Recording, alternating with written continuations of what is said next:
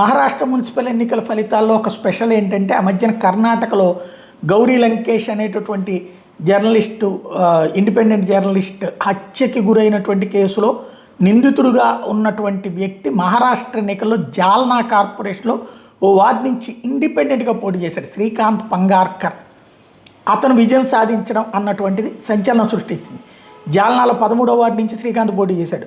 బీజేపీతో పాటు ఇతర పార్టీల అభ్యర్థులు పోటీలో ఉండగా ఏకనాథ్ షిండే నేతృత్వంలోని శివసేన మాత్రం అభ్యర్థిని నిలబెట్టలేదు.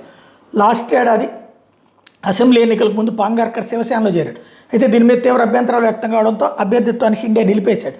అంతకుముందు శివసేన తరపున 2001, 2006లో జాల్నా మున్సిపల్ కౌన్సిల్ సభ్యుడిగా ఈ పాంగార్కర్ ఉన్నాడు. 2011లో టికెట్టు నిరాకరించడంతో హిందూ జనజాగృతి సమితిలో చేరాడు.